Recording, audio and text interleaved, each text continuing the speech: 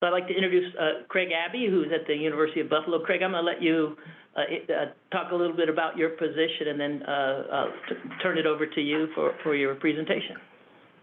Hi, yeah, so I'm Craig Abbey. I'm at the University of Buffalo. My sort of day job is as Vice Provost for Institutional Analysis and Planning. I work in the Provost area. I'm the Accreditation Liaison Officer, work on the budget committees, so working on sort of spending the money and allocating it at the high level for the university, and also sort of doing the analysis of trends, student trends, faculty trends, research trends, all those sort of functions. We have a data analytics group that puts out a lot of dashboards and analytical tools for enrollment management, for management of the research enterprise and things like that. I also have another hat, which is really what I'm going to talk to you about today, which is the research director for the Center for Measuring University Performance. And that's an enterprise that's been hosted by a number of institutions over the years. With that, I think I'll just jump into my slides here. So the center, I'm going to talk about trends in higher education, but I just want to give you a quick background about the center. Measuring University Performance. It was started by the president and provost, former at University of Florida. So that's John Lombardi, who was president there. Betty Capaldi of Betty Phillips later was the provost. And they were looking at sort of managing the institution, the University of Florida, trying to get more sensible metrics and sort of talking to their university's board and to political leaders.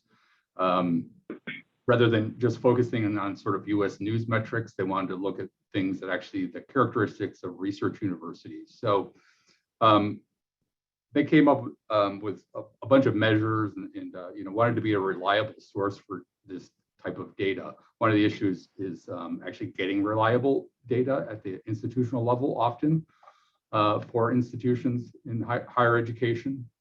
We have a website. It's currently housed at the University of Massachusetts. Links there, and it's really been a proponent of sort of rewarding good performance over time. So the sort of reputation of it was that you're only going to use vetted data sources and then make those data available. So a lot of ranking systems are sort of black box. They're using proprietary data systems, and institutions can't necessarily access them or actually understand their own performance. So, this was an effort, an enterprise to actually provide good data that was used for benchmarking, help people understand their information and the sort of research enterprise at their institution. So it wasn't a commercial product. It's top American research universities, so sort of different motivation, no profit motive. So one of the things that people accuse US News of is, of course, changing their metrics so that their rankings change from year to year so they can sell more magazines. You could argue that sometimes they actually make it better, but there's no weighted data. So a lot of ranking systems will come up with a magical weight on why this is 20%, this is 30%. We've had a stable set of measures over time, so we have data back. The first publication was in 2000, and so we have data that goes back farther than that, but the measures have been stable over time. And we're only using this sort of non-subjective data from government agencies, from other organizations that can be checked and verified, and you can use it and sort it. And we don't really do rankings per se, but sort of do groupings. We rank individual metrics, so you can say who's number one on total research and development or federal research and development dollars, who has the largest endowment. But we don't use that as a weighted metric. We just sort of say, these are the institutions that perform the best on these 9 metrics that we use. So it's used for benchmarking, it's used for setting goals, strategic planning. Public relations people will often use it if they do well their institution. Various states have actually used it for allocating resources, performance funding, and the state of Florida and some other institutions have used it for presidential evaluations and past iteration, it was used to work and set the new Carnegie classifications, the sort of research university, R1, R2, R3 kind of thing. So, again, our data is really just one of the biggest issues has always been multi-campus systems reporting as a single entity. So classic examples of this are University of Colorado. There's the Boulder campus, there's the Denver campus, and I forget the third one. They had a fourth one at one time. But when you report a single endowment, you don't really get the sense of, and it used to be that research dollars were all reported together also, which made sort of judging an institution's performance very difficult. So we really were trying to get down to the single campus to be able to compare entities like entities. We'd work with institutions to replace any missing data, provide estimates. We had a small number of measures which made it very manageable, and did public-private ranks because many of us were in public institutions, can't compare on some of the metrics, particularly endowment and annual giving metrics to our private peers or our private colleagues anyways. And then again, downloadable Excel spreadsheets with the data. So the 9 measures really sort of covering 5 different areas here, sort of research, total and federal research expenditures coming from the HERD survey, the private support, endowment and annual giving, advanced training, so your doctorates awarded and your postdoctoral appointees, faculty awards, National Academy members as a metric to look at faculty quality. And then undergraduate quality, we had 1 metric for SAT scores. We were, at one point, we do have data on the National Merit Scholarships, but a lot of that is really just buying individuals and not necessarily and self-funding some of those scholarships. So really trying to look at what actually characterizes a research university. So a research university does a lot of research, and we can measure that with dollars. It's able to actually garner a lot of money together. So public institutions have a different financial model, obviously, than the privates, because they get some form of state support, even in these days of dwindling state funds for higher education. So it's really the endowment assets and the annual giving is the sort of the extra money that you can bring in to actually support your research enterprise. So that private support is there really because you're trying, you're losing money on your research enterprise. So you want to actually, gain more money so that you can lose money on the research side. Advanced training is really just sort of like, what's the preparation of the next generation of scholars, so doctorates and postdoctoral appointees. You can make the argument on the doctorates that there's a glut of PhDs being prepared in certain disciplines in particular.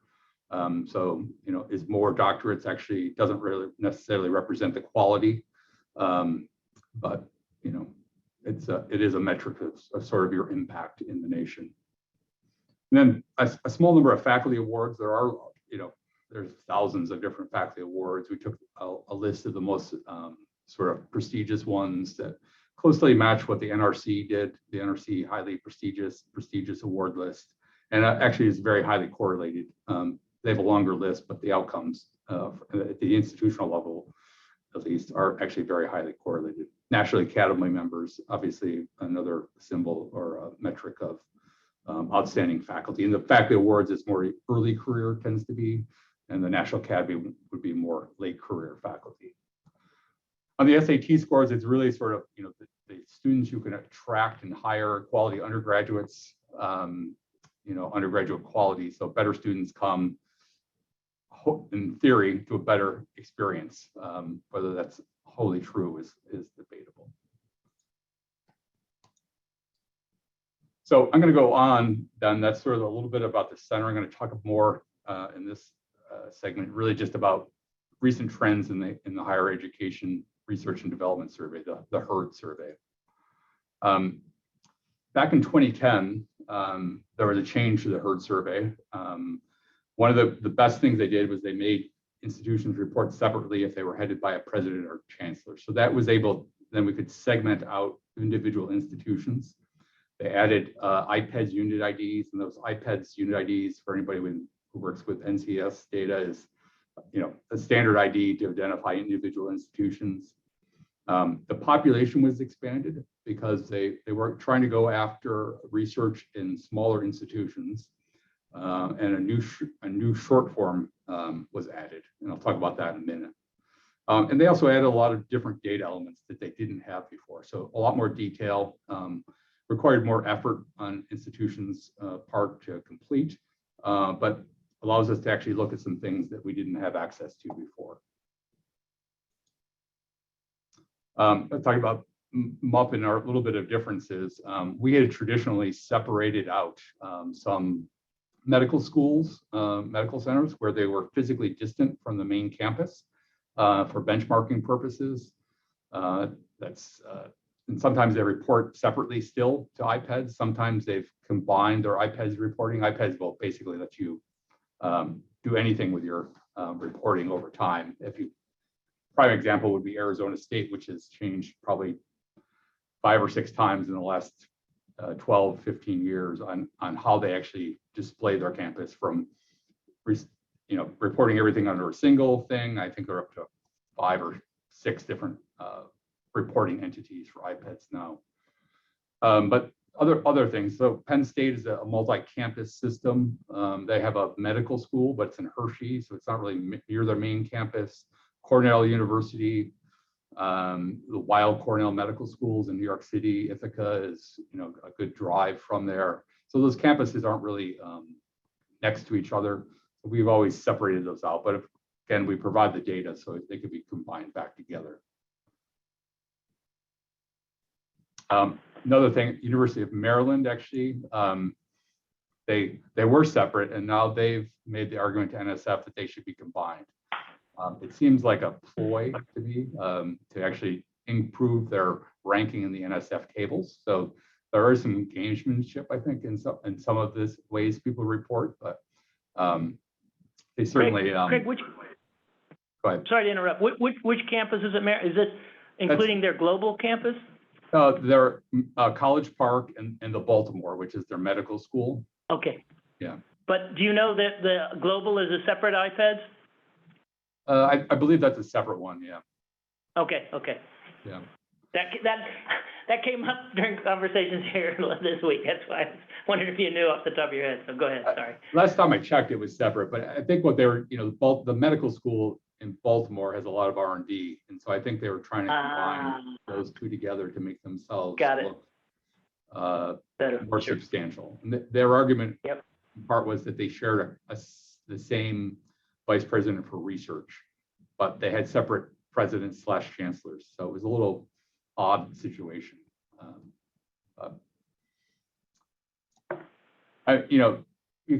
Some of the issues with the way we did it originally here, is it gets a little bit confusing. So, we're doing a seminar now, East Coast, three at least locations, right? Which is probably not what was possible really sort of 20 years ago, actually, when this started.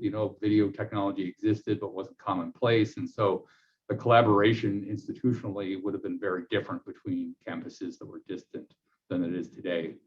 Prime example, I think, in terms of what do you consider the institution, Cornell's developed a technology campus on Roosevelt Island in New York City. It's in the middle of the East River.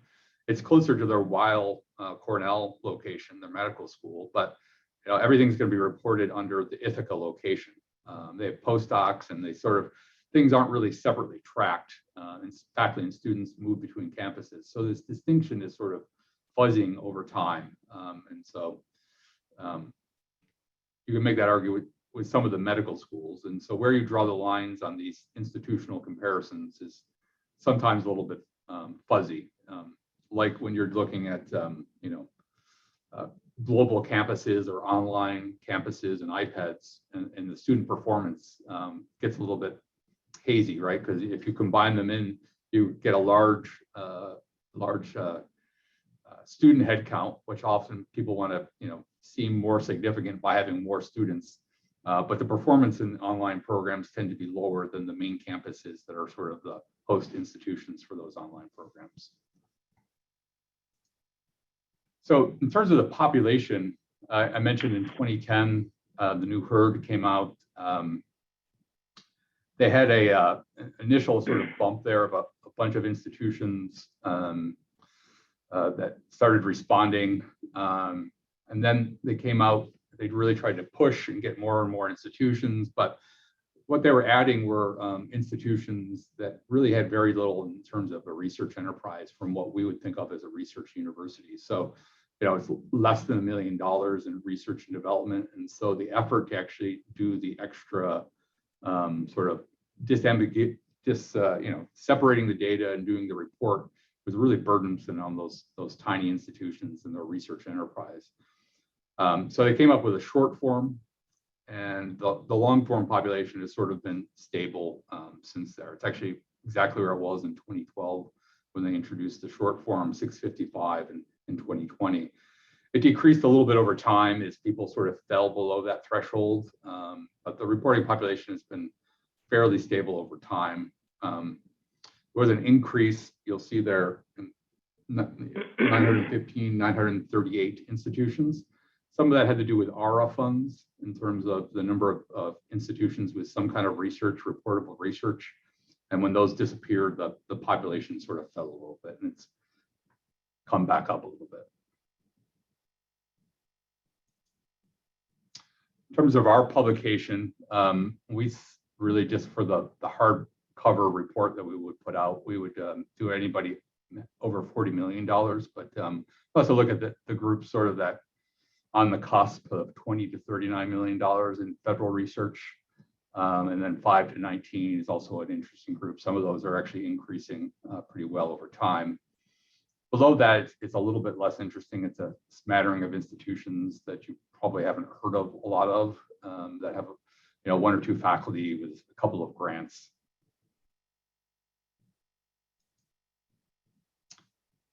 So talking about trends now, getting sort of more into the trend here. Research and development, it is in dollars, so it almost every year grows, unless you're looking at a subcomponent here. Overall, total higher education R&D has grown from 61 billion to 86 billion over the last 10 years. That's an average annual growth rate of about 3.5%. But what's happened is federal sources have grown at about 2.1%, and non-federal sources have grown a lot faster at 5.4%. That disparity is also true in the last couple of years.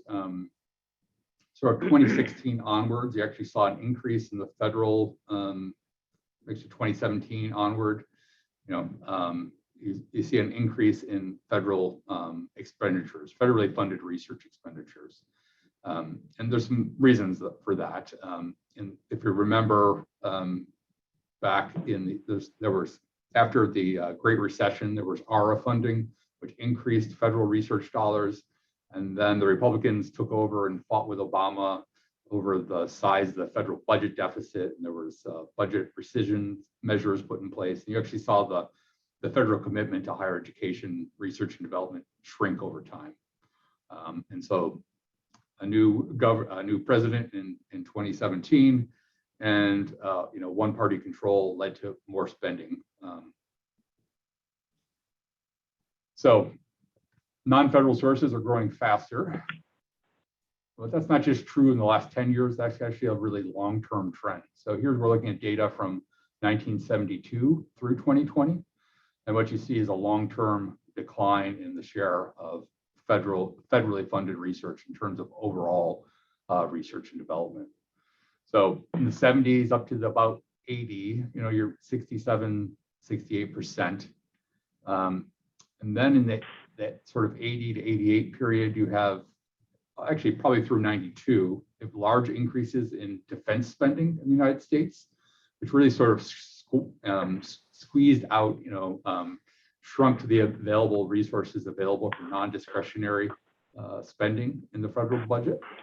And so a really, sort of steady decline from, 67%, 67.6%, 12 years later, it was down to 59.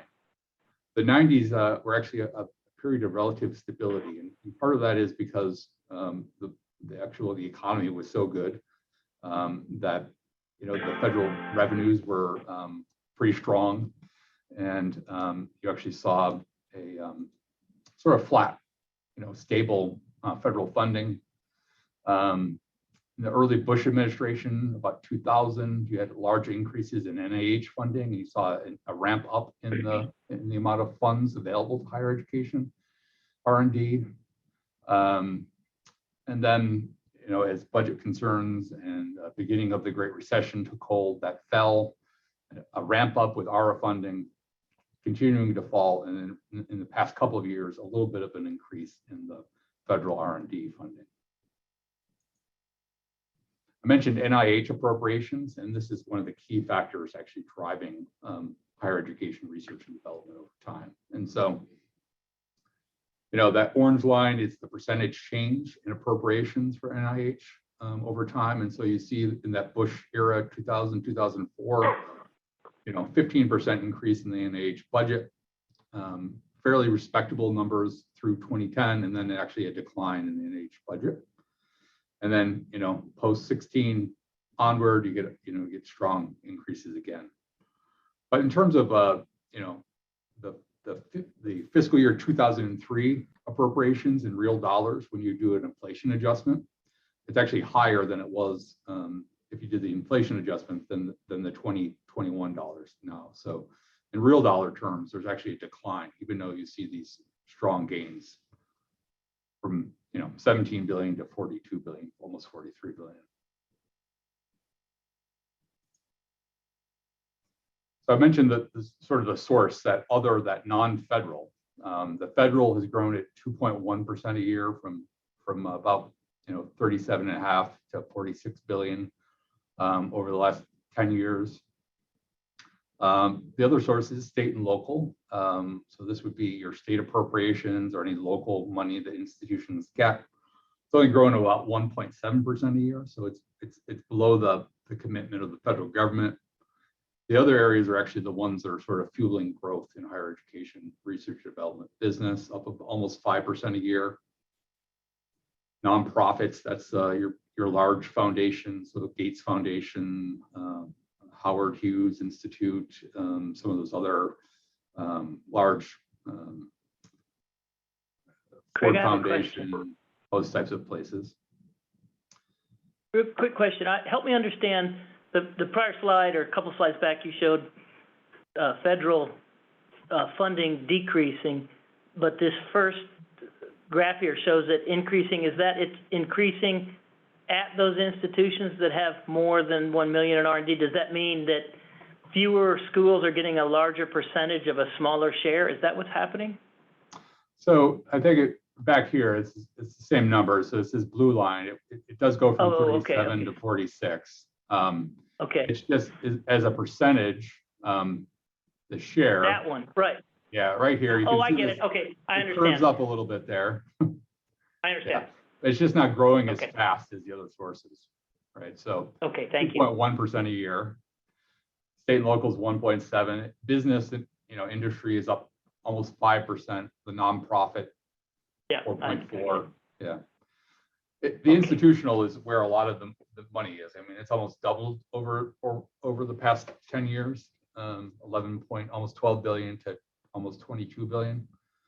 Okay.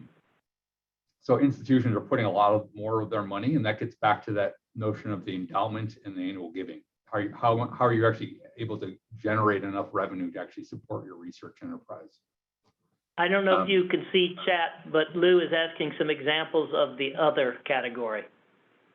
Yeah, so that other is a host of things. So that would be foreign government investment. Is one of the big ones there. And then, actually I had the note on the slide because I always forget what this is, but let me just take this out. It's, yeah, other universities, and then donor gifts too. So if you had a donor who gave specifically to a research thing, not through a foundation, so it gave your institution money for a research project, that would show up there. Foreign governments actually is one of the largest increases here, foreign research investment. Yeah, and pass-throughs from other institutions, so sub-recipient awards.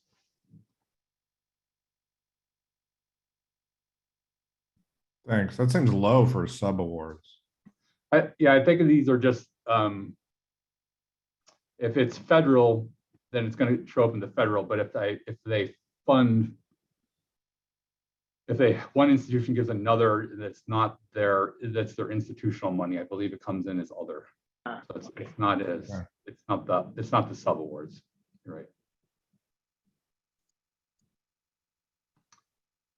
So I mentioned the foreign sources.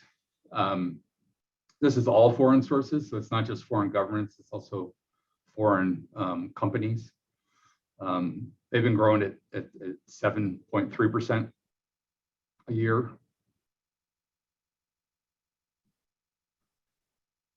A lot of institutions, though, sort of at the top there with more than $20 million. Some very familiar names receiving a lot of money from foreign sources. This comes up in some of the conversation around foreign influence in research and development, right? And so you've seen cases at the federal level of, people, is our faculty, really saying what other sources of funding they have and concerns over intellectual property and sort of protecting the national assets.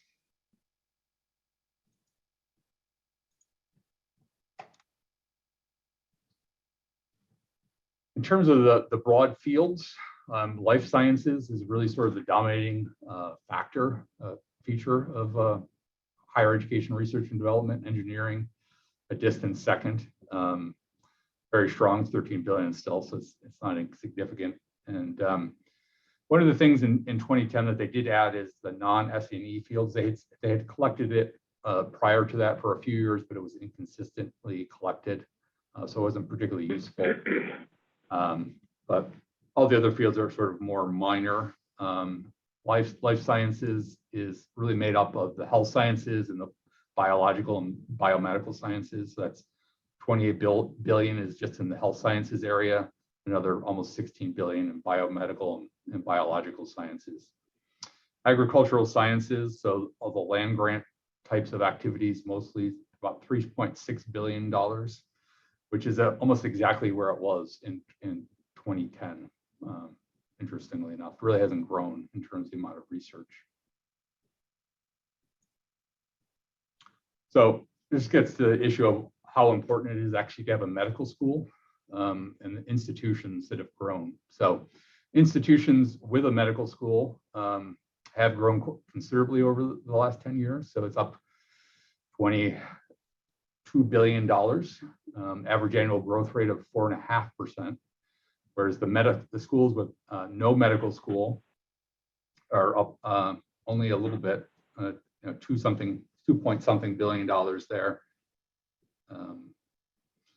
And so, but the growth rate is also correspondingly lower. It's 1.3%. But it's a little bit of a misnomer because actually the top 10 schools actually have grown faster. So if you look at the top 10 non-medical institutions, Georgia Tech, MIT, Berkeley, those institutions, they've actually grown at 3.9% per year during this time frame. So there is a cluster at the very top of the non-medical, no medical school institutions that are actually growing quite fast and sort of pulling up the others, even though the overall is lower than those with a medical school.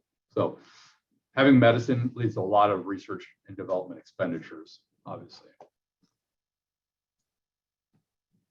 In terms of who's paying the share, where the money comes from, it varies quite a bit by the broad field here. So computer science is actually the highest percentage. Physical science, very close in terms of federal funding. Business is substantial there, but not quite as much as in engineering. And maybe it makes sense, engineering, computer science, but the institutional share is actually highest in the non-S&E field. So and social sciences. And institutions are actually funding more of the share of that overall research enterprise. The federal government isn't giving the money. There is some nonprofit and state money in there and other sources. Business shares where you kind of expect it, things that are actually sort of more marketable / commercializable, engineering, life sciences, and computer science.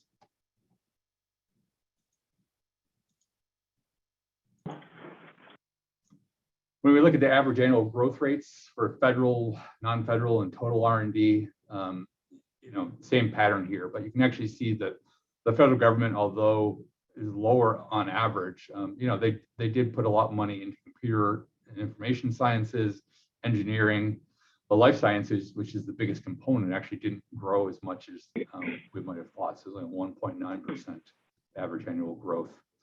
And it's really sort of these non-federal sources that they're driving everything, but they pretty much mimic, but are generally higher than the federal source, obviously. But the federal government is, you can see a pattern there. Their engineering, computer and information sciences much higher. Non-S&E fields actually grew a lot, but it's a very small number to begin with. So, or grew relatively to these other categories significantly. We sort of look at it by field and by source. The state and local governments down at the bottom there, it's pretty much a mixed picture. They're doing some non-S&E stuff, which is probably socials, and it could be some social services stuff or arts funding. The social sciences actually falls down there, but the other sources, is up, all other sources. So that's up almost 10%. But the institutional funds is pretty consistent across the board with the exception of earth sciences. Which I found interesting that institutions, almost nobody's investing in that area. So that's not where money is going. Engineering is pretty consistent across the board. All other sources is much higher though. And the life sciences, everybody but the federal, well, the governments aren't investing in that, but the institutions, nonprofits, and institutional funds, businesses seem to be investing there. So very mixed pattern of what people are actually interested in investing in and where the money comes from.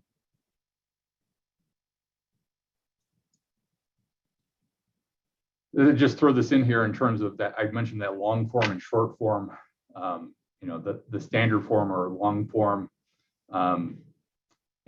That the research enterprise for these institutions looks very different also, right? So life sciences is dominated by those big players that have over $1 million in R&D. The life sciences and the smaller ones, it's just much smaller because that health sciences component isn't there.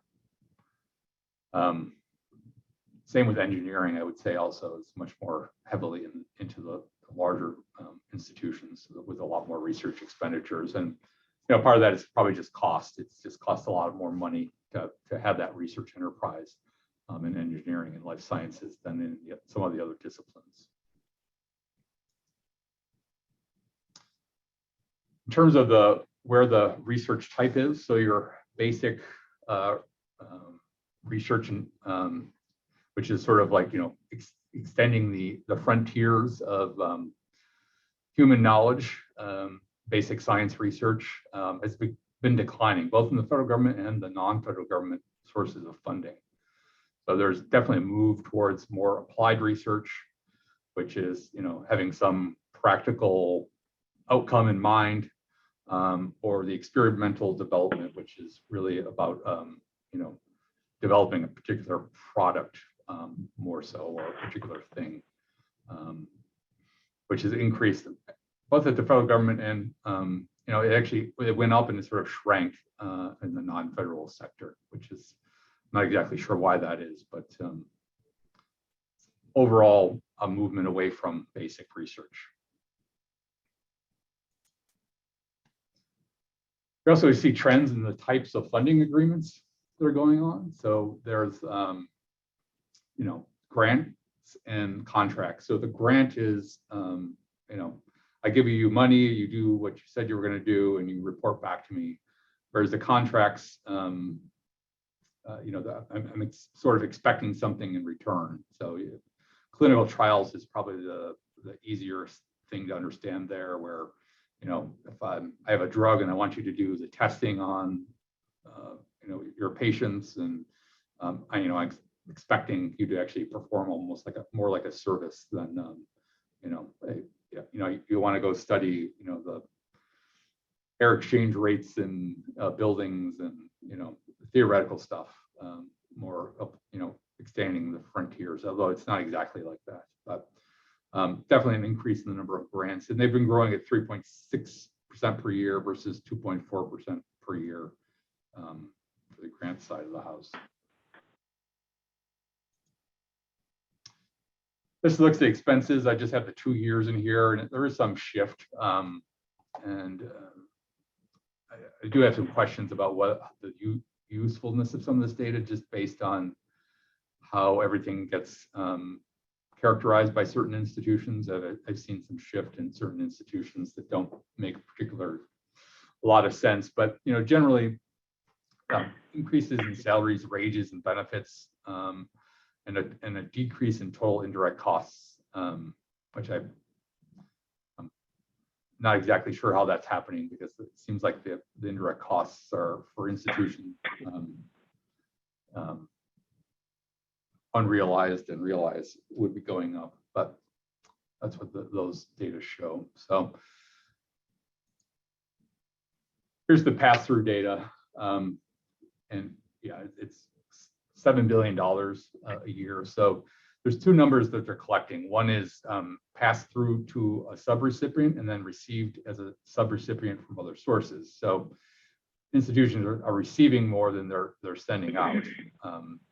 So 7.8 billion received, 7 billion they're sending to others. This is all in the 2020 data set.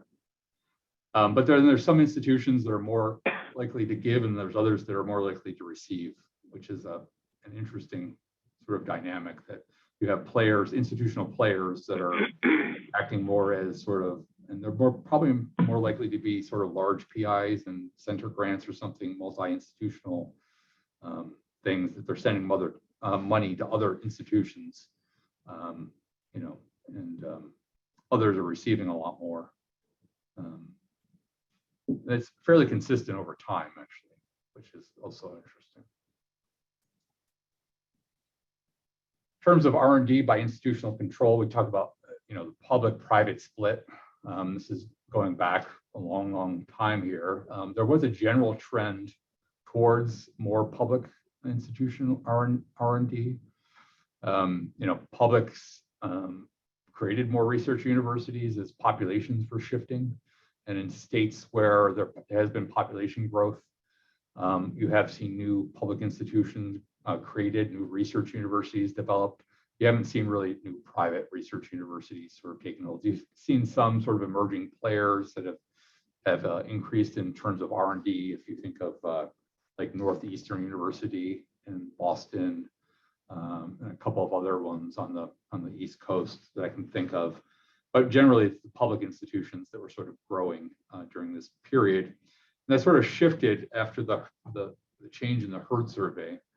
And I think one of the things that was going on there was private institutions sort of reread the survey and sort of started adding in additional institutionally funded R&D, things that they may have been doing in the past, but they just weren't counting. And so we're sort of, part of this might just be an artifact of that, of sort of rethinking their accounting rules for how they're reporting their R&D.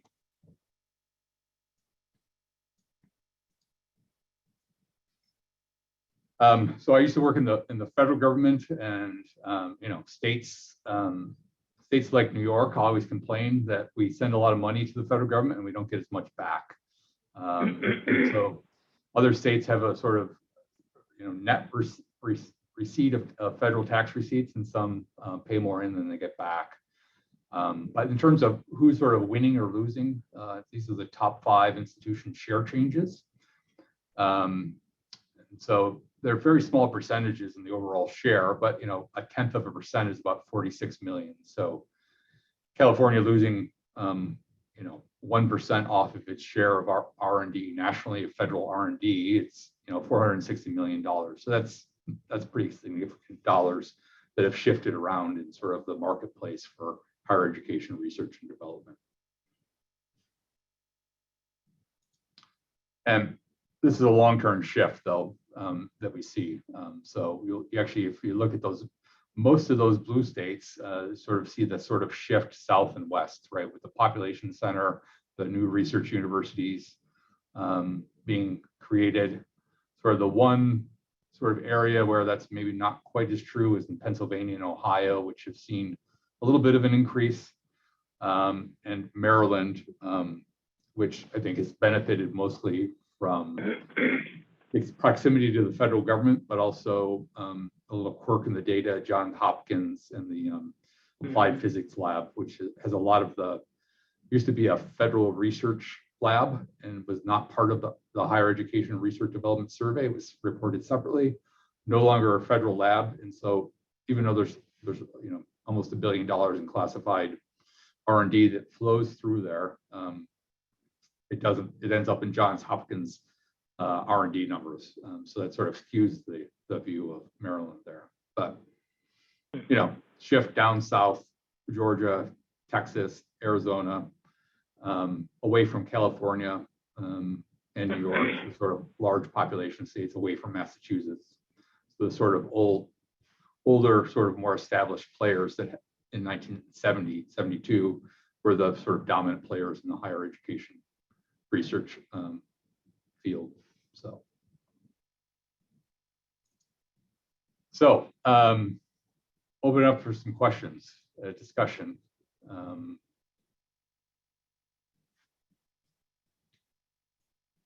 Very interesting. Thank you.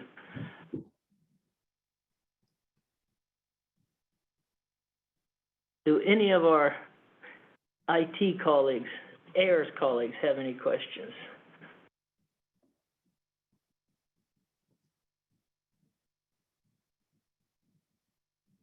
Anybody else? Lou? You look like you are. Yeah, I'm curious, and this is maybe at this scale it's not as relevant, but in terms of you know, normalizing some of this, do you ever look at, say, research dollars per FTE, for example, or something, you know, because large universities are always going to have more dollars than small universities, and so I'm just curious how you might control for that. Yeah, so it's actually one of the things I didn't mention in the top American research universities. We haven't done a sort of per faculty measure. The AAU does that for research in their membership metrics, and the issue becomes you know, how you're looking at the institution. So certainly is sort of productivity measure when you're looking at individual faculty or departments productivity. That's sort of a useful measure. But when you actually look at an institution, it becomes a little bit more problematic. So if you're an institution that actually focuses on programs that don't have a lot of R&D dollars associated with them. So one of the institutions that fell out of the AAU was Syracuse University, which has the Newhouse School, the Maxwell School. It's got some very sort of, you know, best in the nation type schools, but it's in, you know, public relations, media, and government, which doesn't have a lot of R&D associated with it. The medical school in Syracuse is actually a SUNY institution. There's a land grant forestry school on Syracuse's campus, but not part of Syracuse University.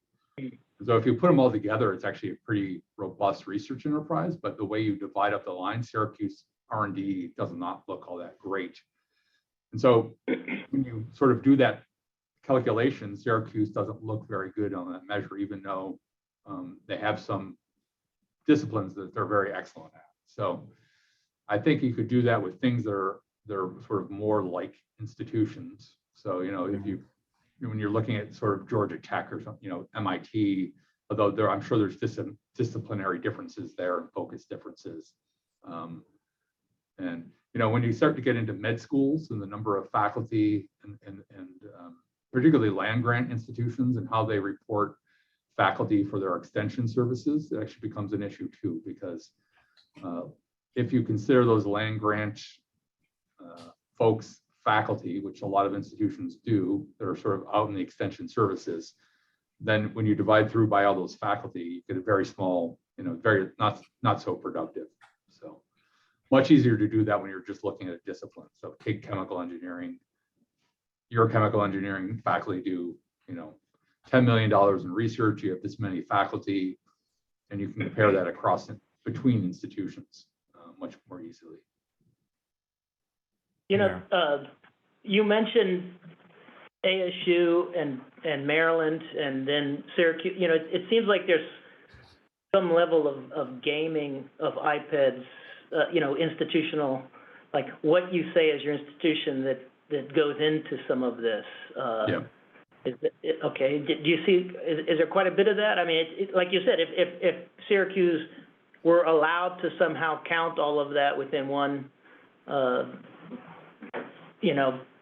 entity, they might look quite different. But it seems like some people are able to navigate that. Some, not people, but some institutions can navigate that. Yeah,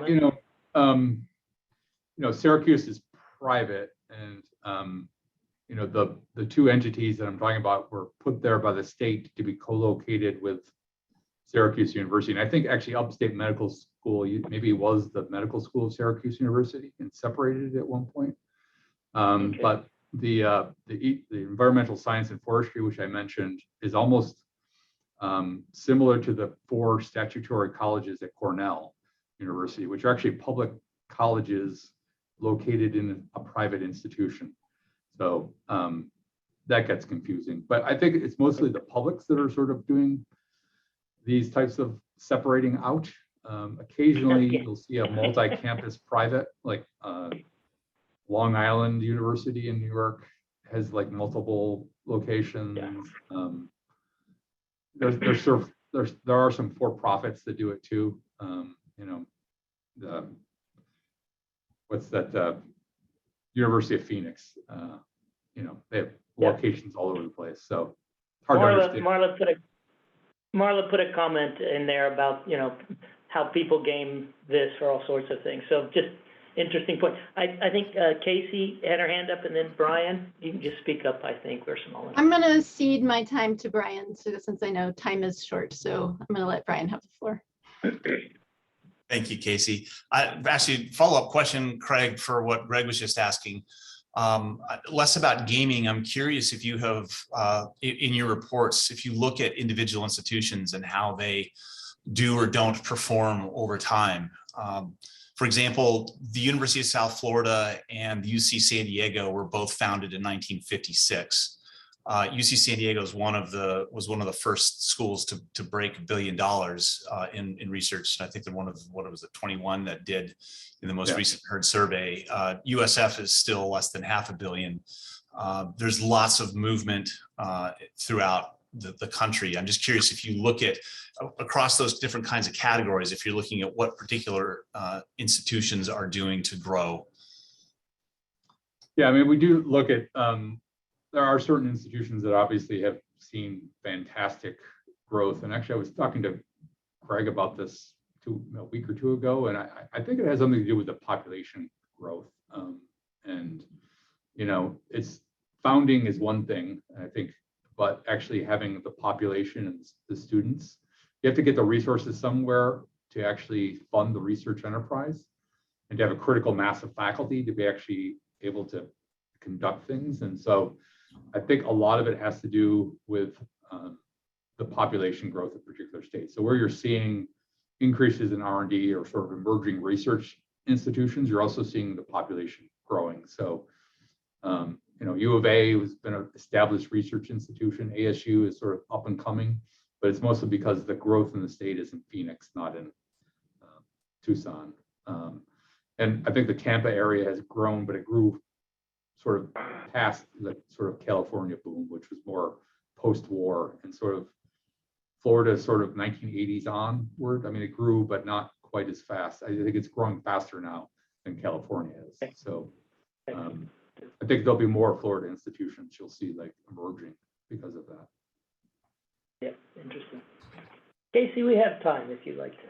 Okay, well, I was curious if I know you kind of said how this data gets used, and one of the things you listed it that universities use it for is this idea of setting goals and strategic planning. I'm wondering, do they loop back with you? Like, are they telling you, oh, you know, we need to get a medical school because your data shows that we need a medical school? Or like, is there a relationship there between the production of this data and then how it's actually being used on the ground by universities in that kind of strategic planning aspect of the use of the data? You know, I think most institutions that don't have, you know, creating a medical school requires a lot of resources. So it's not just like you sort of decide to build one. It typically is more of a political decision for public institutions. And so I think the state of Florida is probably a good example where you had University of Florida being sort of the dominant medical campus, and there was no, University of Miami was there, but then, you know, the state of Florida made a decision, I think, and actually I did a testimony to their Blue Ribbon Commission and said, well, it's not the real reason to create a medical school is to increase your research and development, but it would help if you had one. And they now have them. I think most of their major institutions now have medical schools. But, you know, UT Austin, I think, is another example of an institution that's added a medical school. And they were certainly well established ahead of time. So I kind of grabbed the medical school as an obvious example, but do you see like patterns in the data that you see schools responding to as a way to pivot themselves within the research landscape relative to the findings that you uncover with these reports? I think it helps them to judge where they are, but, you know, I mean, whether you can, I think everybody wants more research. They all want to get better. So the data that we have really sort of helps them understand where they are in comparison. So I'm not So sure it's mostly for benchmarking purposes then, is yeah. the way you see this being used. Okay. Sure. I mean, there are states, so Florida, which they had the preeminence legislation, and USF was one of the institutions that sort of, they used the metrics to actually, some of those metrics. And once you reach certain goals, you got more money from the state of Florida.